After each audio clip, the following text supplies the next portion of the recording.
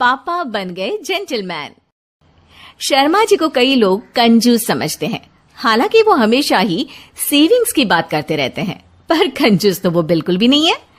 उनकी सैलरी पूरी वो अपने परिवार पर खर्च कर देते हैं और जो कुछ बचता है उसे बैंक में जमा कराते हैं।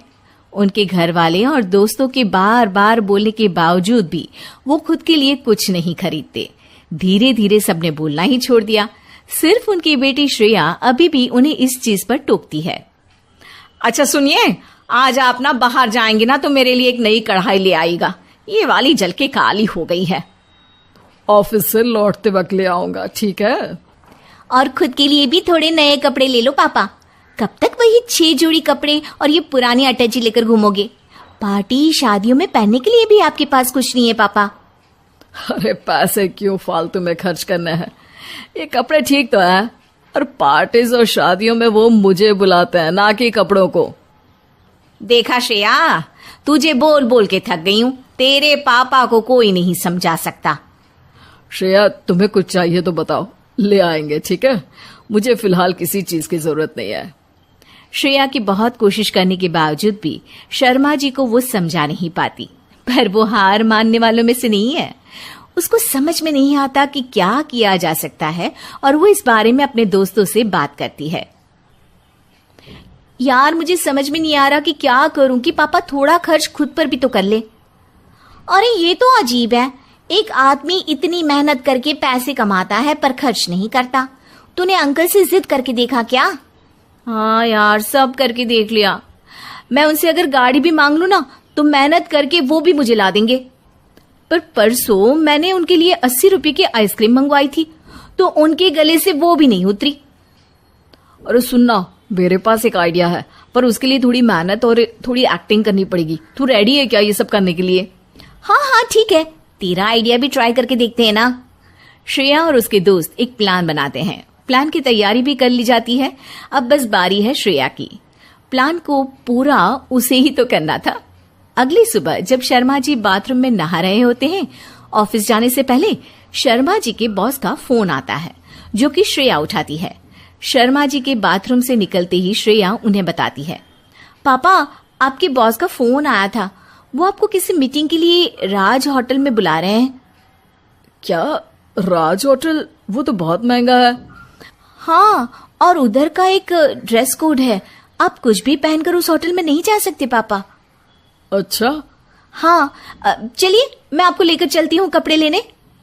श्रेया शर्मा जी को शहर के एक जाने माने टेलर के पास ले जाती है, जहां वो उन्हें समझाती है कि राज होटल में जाने के लिए उन्हें सूट, कोट, जूते, बेल्ट सब चाहिए। वहां वो अपनी चप्पल पहनकर नहीं जा पाएंगे। शर्मा जी थोड़े डरे डरे से कपड़े सिलेक्ट करते हैं और फाइनली जब सिलेक्ट हो जाता है तब शर्मा जी को उनकी बॉस का फिर से कॉल आ जाता है। अब जी सर, मैं बस आज की मीटिंग के लिए कपड़े ही खरीदने आया था सर। जी सर, वही मीटिंग जिसके बारे में आपने बोला था होटल राज में। क्या आपने कोई कॉल नहीं किया ऐसा? ठीक है सर, मैं यहाँ से जल्दी से निकलकर ऑफिस पहुंचता हूँ सर। जी जी जी ठीक है सर। श्रेया का झूठ पकड़ा गया था और उसका प्लान फेल हो गया था। शर्मा जी ने लगभग सारे नए कपड़े खरीद ही लिए थे, पर वो पैसे देने से खुद को रोक लेते हैं उनके बॉस के फोन के बाद, और वो श्रेया की तरफ पलटते हैं। हाश, इतने सारे पैसे बच गए। आज तुम्हारे झूठ की वजह से इतना बड़ा खर्चा हो जाता मेरा। वो तो अच्छा हुआ कि बॉस का फोन आ गया और मैं बच गया। पर पापा, आप कितने हैंडसम लग रहे हो, एकदम जेंटलमैन। श्रेया की बात सुनकर शर्मा जी आईने की तरफ पलटते हैं। खुद को सूट कोट में देखकर वो भी हल्का सा मुस्कुराते हैं और कैशियर को जाकर पैसे दे देते हैं। ठीक है, तुम कहती हो तो इस बार ले लेता हूँ, पर सिर्फ तुम्हारे कहने पर, और सिर्फ इस बार। अगली बार आप खुद ही के कहने पर खरीद लेना, तो मुझे इतनी मेहनत नहीं करनी पड़ेगी पापा। एक शाम प्राची टीवी पर सीरियल देख रही होती है, तभी उसकी सास वहां आती है। अरे सीरियल में तो ऐसे मग्न है जैसे आज रात का खाना पड़ोसी आकर बनाएंगे।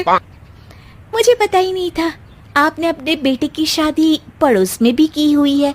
हैं? मतलब? मतलब इस घर में सारा काम बहू ही करती है, आप तो सिर्फ खर्राटे मारती हैं। अच्छा जी, फिलहाल तो तुम आराम फरमा रही हो, चलो जाओ, ये मेरे टीवी देखने का समय है। आहा, इसीलिए मुझे भगाया जा रहा है।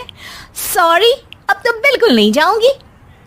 प्राची की इस बात पर दोनों सास बहू के बीच टीवी रिमोट के पीछे बच्चों जैसे छीना झपटी शुरू हो जाती है, जिसके बीच श्लोक भी काम से घर वापस आ जाता है। हाँ, आज मेरी चूहे बिल्ली की जोड़ी किस बात पर झगड़ रही है? अरे तेरे बीवी मुझे टीवी ही नहीं देखने दे रही। अरे तुम्हारी मम्मी मुझे खाना बनाने के लिए फोर्स कर रही है। अरे वाह, ऐसे बेतुके रीजन पर तो बच्चे भी झगड़ा नहीं करते। अरे मुझे कुछ मत बोल, सब इसने ही शुरू किया है। हाँ हाँ, जैसे आप तो बहुत दूध की धूली है ना। अरे बस, दोनों चुप। प्राची जाओ, खाने की तैयारी करो।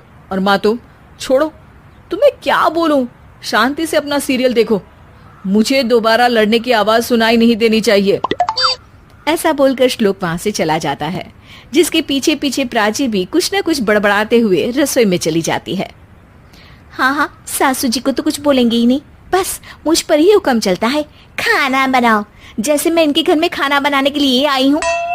इसी तरह शाम बीतती है और रात को श्लोक और प्राची की सास खाना खाकर सोने चले जाते हैं, लेकिन प्राची गुस्से में कुछ खाए बिना काम में ही लगी रहती है। इस घर में किसी को घंटा फिक्र नहीं पड़ता, मैं खाऊं या भूखी रहूं। प्राची कुछ देर के लिए रसोई से बाहर जाती है और जैसे ही वापस आती है तो वहां दूध का भरा ग्लास देखकर हैरान रह जाती है। फिक्र पूरी है, बस दिखाना नहीं है। प्राची दूध पीकर सोने चली जाती है और अगली सुबह एक बार फिर सास बहू का कार्टून नेटवर्क स्टार्ट हो जाता है।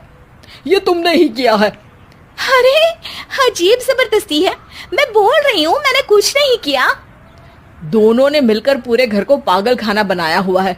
यहाँ कोई नॉर्मल इंसान तो रह ही नहीं सकता, इसीलिए अब पड़ोसी क्या रिश्तेदार भी घर आने से कतराते हैं।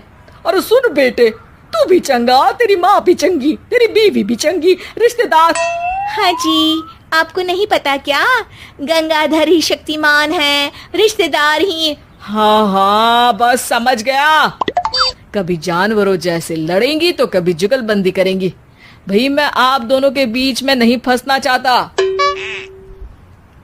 सास बहू की इस मनमौजी जोड़ी से परेशान होकर श्लोक अपना सिर खुजलाता वहां से चला जाता है।